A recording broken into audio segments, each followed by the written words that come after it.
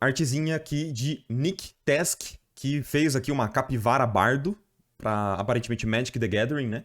E ele mandou essa pergunta aqui, ó. Oi, Marco, eu queria feedback nessa peça que eu fiz tentando emular a direção de arte do Magic. As minhas principais dificuldades são relacionadas à luz, sombra e perspectiva. Eu sinto que a minha imagem quase nunca consegue trazer a sensação de profundidade que eu tento passar. Legal. Cara, muito bonitinha a arte.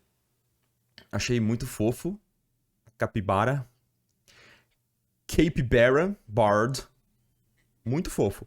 Como projeto, eu gostaria de ver mais coisas, tá? Eu gostaria de ver thumbnail, testes de cor, tudo aquilo que a gente sempre conversa aqui na live, né? Então, eu quero dar uma olhadinha nos projetos antigos, só para o pessoal te conhecer, bem rápido. Mas, ó, isso aqui é trampo pro Eternal já. Ótimo. Então, ó, os projetos estão mais completos, né? Por algum motivo, esse projeto não tá tão completinho que nem esses. Mas é legal, hein? É bem legal até a evolução que você teve de uma imagem para outra. Então, bora dar uma olhadinha aqui na arte dele pro Magic. Vamos ver se eu consigo ajudar de alguma forma, né, cara? Eu tenho umas referências aqui que mostram um pouco de animais, né, que foram ilustrados pro Magic. Por exemplo, essas do Jesper Icing.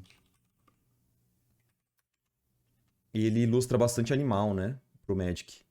Tem essa carta que é muito legal, a Yula, de urso, que é uma ótima referência pra gente se guiar, talvez se orientar em questão de profundidade, que é o que você estava falando. Então a gente consegue analisar rapidamente essa arte e o que a gente pode aprender dela, tá? Vamos falar um pouco sobre composição. Vamos lá. Ó, vamos falar sobre um pouquinho de composição. É uma composição bem simples, essa arte. Então ela tem uma composição clássica triangular, né? Mas o que dá profundidade para essa arte são os vários planos dela, né? E uma coisa muito legal são os vetores que são gerados nessa arte. Vetor, para quem não sabe, é uma forma iconográfica, praticamente, de você orientar o olhar do espectador com setas, tá? Então, o que eu chamo de vetor é como se fossem setas. É para onde algumas formas direcionam o olhar. Então, com contraste, com linhas, com várias formas, tá? Então, aqui, por exemplo, a gente tem um clássico vetor, ó, que traz o nosso olhar para essa parte central, ó, tá? Que joga sempre o olhar do nosso observador de volta para a cabeça aqui do urso, né? Então, esse braço, ele funciona como um vetor também, né? Que vem da parte de fora da arte e para cá. A perninha também acaba funcionando como um vetor. Essa parte de contraste aqui do braço com fundo também funciona como vetor. Todos os galhos aqui, né?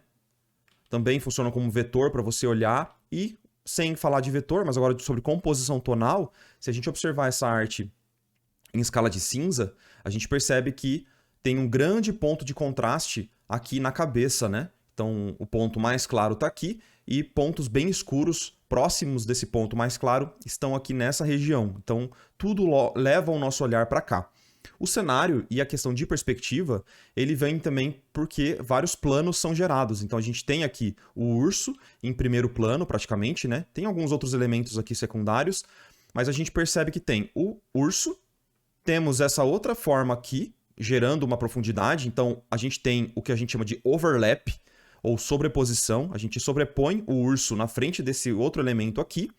Esse outro elemento sobrepõe esse galho que está aqui para trás e também esse galho sobrepõe os outros galhos que estão aqui no fundo com baixo contraste. Então, a gente tem várias sobreposições de planos, uma na frente da outra, entendeu? Isso gera profundidade. É isso. Ó, tem um outro também que gera aqui, né, que eu não comentei, mas que é basicamente a mesma coisa dos outros. A gente tem essa repetição de planos, né, de uma coisa atrás da outra, criando sobreposição e aquele conceito que a gente sempre aborda aqui na live. A galera do YouTube não sei se está sabendo disso, mas são os T's também, né? O T demonstra que a gente tem sobreposição de um elemento sobre o outro. Ok? A gente tem T's aqui, então tem um T aqui, tem T aqui, T aqui, enfim, tem vários T's nessa imagem.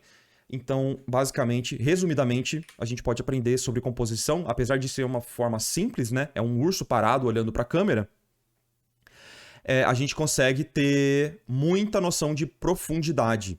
E aqui, percebe que na sua imagem, a gente não tem tantos desses elementos sobrepostos? A gente tem, sim, a capivara aqui, né, sobreposta com o fundo, mas é um pouco isso, né? O que eu acho que você poderia fazer para gerar mais profundidade era criar mais essa noção de sobreposição. Entendeu? Então pode ser uma composição simples, onde você tem a capivara aqui, mas com certeza você trazer outros elementos mais cortando aqui, por exemplo, sei lá, um tronco apoiado aqui na árvore, ou um outro elemento aqui, sobrepondo a árvore. Talvez essas folhas no chão, essa grama, sirva talvez como uma sobreposição, mas ainda é pouco, porque ela é uma forma que vai até o fundo, né? Ela acompanha a profundidade. Então a gente tem pouca sobreposição na sua imagem. Então se eu fosse recomendar alguma coisa sobre composição para você, Nick, seria basicamente isso. Vai gerar bastante a ideia de profundidade porque teriam vários elementos. E aí você pode talvez até diminuir um pouco esses elementos do fundo, das árvores aqui, ó, jogando eles mais para trás, porque agora ela tá um pouco grossa, né? Ela tá um pouco grande. E como a gente tem um tronco bem grandão aqui, ó. Se você coloca um tronco grande aqui também, a gente também não vai ter essa sensação de que um elemento se repete ao longo da imagem e quanto mais distante ele tá, menor ele fica. Isso ajuda bastante a gente ter a noção de que o espaço é amplo, entende? Então, até você cortar o tronco aqui, ó, me faz, na minha cabeça, né? O meu cérebro ele meio que completa de que essa árvore, na verdade, ela é gigantesca. Ela tá aqui do lado, ela deve acabar aqui, mais ou menos, né? Nessa parte aqui do canvas. Então, com certeza, você reforçar essa ideia da árvore ser menor lá pro fundo e fazer outras menores ainda, vai passar essa sensação de que o ambiente é profundo, tem bastante profundidade nessa cena, saca? Então, acho que esse também seria um outro ponto, ó. Sobrepor também um galho no outro, isso ajudaria bastante, e criar talvez outros elementos a mais. Esse seria o meu ponto sobre composição para você, tá? Agora, sobre render, eu acho que tá bem legal. Você falou sobre luz, né? Eu acho que você já tá num caminho bem legal, mas eu acho que você tá iluminando de uma forma muito parecida muitos elementos da sua cena, que não são o seu ponto focal, tá?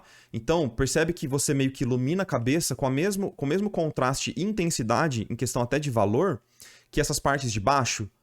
Você acaba iluminando até bastante essa barriga dele, a perna, sendo que não tem tanta necessidade. A gente precisa de contraste aqui, ó. A gente precisa chamar atenção pro rostinho dele. Então, até trazer um pouco mais de contraste, elementos mais claros no fundo, contrapondo com elementos escuros do rostinho dele, pode ser uma forma de você chamar atenção para essa parte aqui, tá? Então, com certeza, eu faria isso, que daria uma clareada nesse ponto focal, na verdade, na parte de trás desse ponto focal, para gerar mais contraste aqui no focinho dele. E eu tiraria contraste dessa parte de baixo. A gente pode chamar atenção de várias formas para a parte de cima, e o contraste é uma delas apenas, né? Então, se você tirar aqui, ó, um pouquinho de contraste, com um pincel normal mesmo, você já consegue chamar bastante atenção para cá, ó. E você pode, com certeza, mudar a temperatura das suas cores na parte de luz, mas manter baixo contraste eu acho que é essencial, assim, sabe? Ó. Tá vendo como estava bem contrastado? Então, até em questão de fonte de luz, o rosto dele tá bem próximo dessa borboletinha. Então, a gente pode tentar puxar um pouco mais de luz para essa parte do rostinho dele, tá? Então, vamos tentar trazer aqui um Color Dodge de leve, tá? Color Dodge tem que tomar bastante cuidado para não exagerar muito, mas é uma forma legal de você aumentar um pouco de contraste, trazendo luz e respeitando os seus valores mais escuros, ó. E fazer isso pontualmente, com certeza, vai te ajudar a trazer esses contrastes, ó. E chamar atenção para onde você quer. E aí, dessa forma, como a gente começa a trabalhar melhor esses contrastes, chamando atenção para a parte de cima da peça, né? Ó. É bem sutil, mas é uma coisa que você pode usar para gerar hierarquia dentro da sua imagem, né? Hierarquia de saber para onde que as pessoas têm que olhar, né? Isso é super útil, assim. Mas no geral, cara, eu adorei a peça. Achei que tá numa qualidade bem da hora. Bem maior do que as suas anteriores do portfólio. Então deu pra ver que você evoluiu bastante nesses últimos tempos, assim. O que é excelente, mano. Então, meus parabéns. E meus parabéns também por pintar capivaras, né? É sempre muito bom. É sempre um tema relevante pintar capivaras. Ó, tá? Eu vou fazer esse paintover bem simplesinho, porque eu acho que não precisa de muito, não. É uma questão mais pontual mesmo, tá bom? Percebe? De longe também, ó.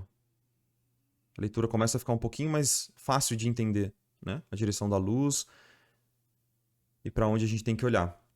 O Nick tava cozinhando enquanto a gente dava esse feedback, então eu queria saber de você, na verdade, o que você tá cozinhando aí? E por que você não chamou a gente, cara? Isso é um ponto super importante. Essa é a hora que ele queima o feijão pra digitar no chat.